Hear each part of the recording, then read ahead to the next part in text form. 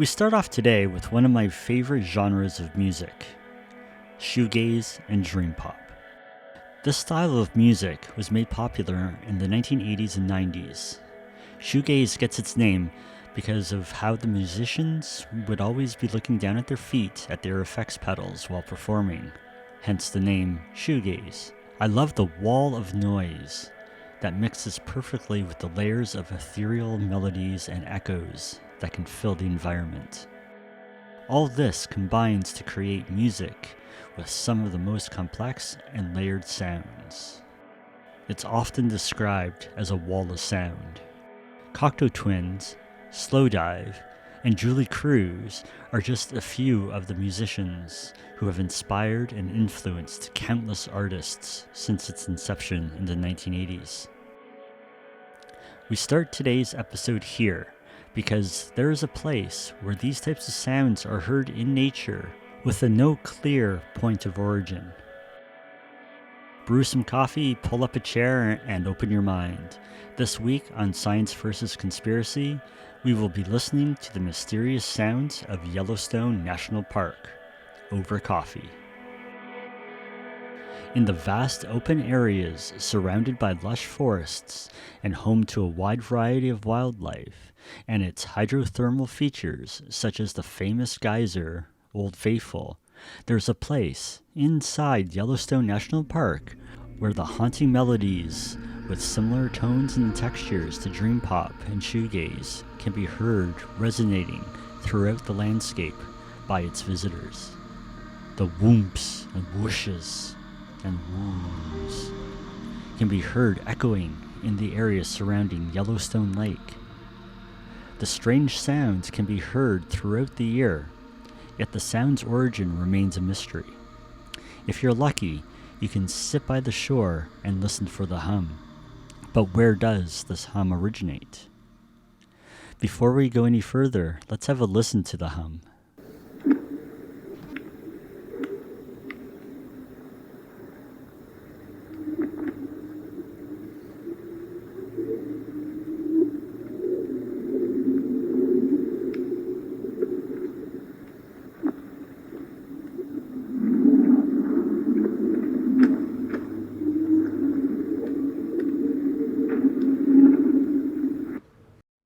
The lake music, as it is sometimes referred to, was reported as early as 1880. In the 1885 book, Yellowstone National Park, written by early engineer of the park, Hiram Martin Chittenden, described the hum or buzz to be an overhead sound, saying, "A most singular and interesting acoustic phenomenon of this area, although rarely noticed by tourists, is the occurrence of a strange and indefinable overhead sound. They have long been noted by explorers, but only in the vicinity of Shoshone and Yellowstone Lakes. Since the park was first established, there have been countless inquiries about the strange sounds that have sparked several scientific studies, unable to come to any sort of conclusions. Yet it remains a mystery. In the quest for answers to this mysterious hum, some theories suggest that the combination of melting ice caps, hot air, water temperature rising, and wind and wave action, and echoing off the crowns of the mountains that encircle Yellowstone Lake, create the perfect environment for the sound. But the sound can be heard throughout the year even when the weather conditions aren't ideal. And there are those who believe that the sound originates from deep beneath the lake. The lake is said to be one of the most dangerous bodies of water in the United States.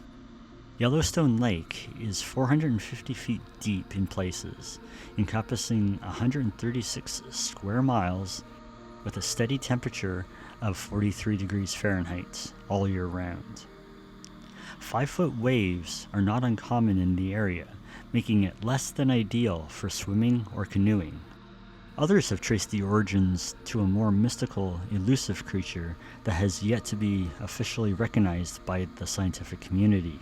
However, ancient indigenous nations share stories of giant hairy ape men that inhabit the mountainous areas of the western regions of North America. This creature goes by many names. However, It's most commonly known as Bigfoot or Sasquatch. To scientists, the theory of a Bigfoot or a Sasquatch making these sounds seems highly unlikely, because despite numerous legends and folklore surrounding Sasquatch, according to the National Park's archive, there have been no official Bigfoot sightings in the park, nor does it hold any documents that can explain the lake music.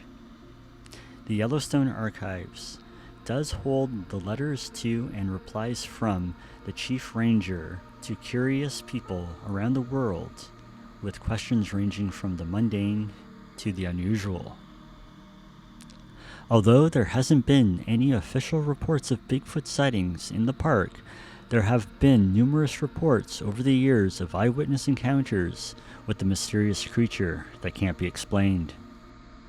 Take, for instance, in 1978, when a group of geologists headed to Yellowstone to conduct field research had a close encounter with a 7 to 8 foot tall creature.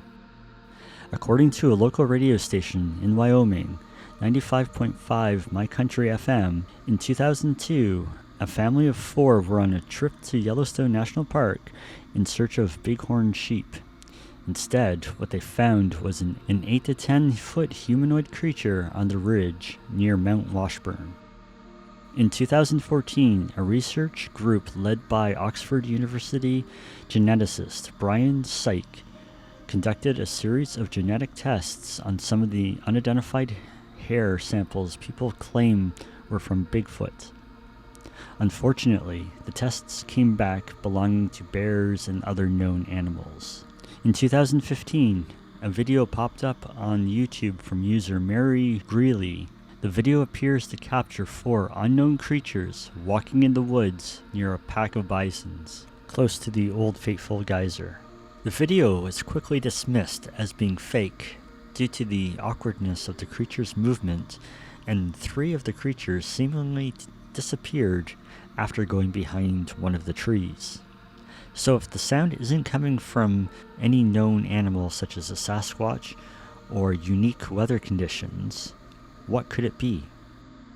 One explanation could be that Yellowstone sits on top of the Yellowstone supervolcano caldera. It last erupted 631,000 years ago and could erupt again, causing worldwide devastation. Could the hum be caused by the underground molten magma filling the 30 by 45 mile chamber?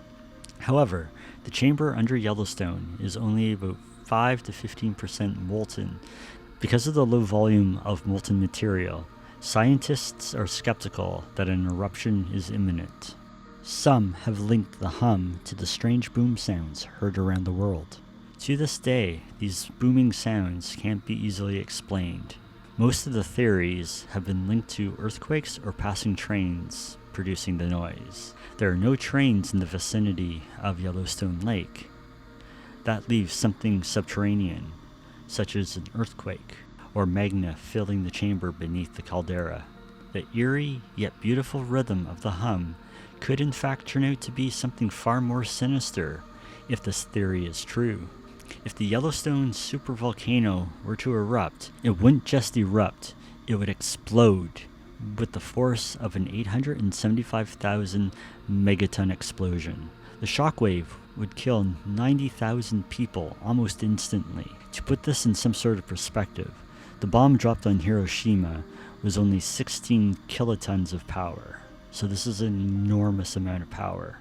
Over the coming days and weeks, the world would drop in temperature by almost 20 degrees, while covering the earth in a thick layer of ash and poisoning the air with sulfur, which will eventually kill billions more. So I open up the floor to you guys. Where does this hum originate? Is it coming from the lake? Is it produced by unique weather conditions? Does Sasquatch have something to do with it? Or is it related to the supervolcano hiding just beneath the surface of Yellowstone National Park? I want to take this opportunity to say thank you guys for listening, and if you like the video, please hit the like button, and if you haven't already done so, subscribe and turn on those notifications. We release new videos every Monday, and our podcast goes up on Fridays.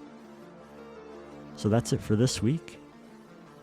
And remember, being paranoid is smart. We'll see you next time.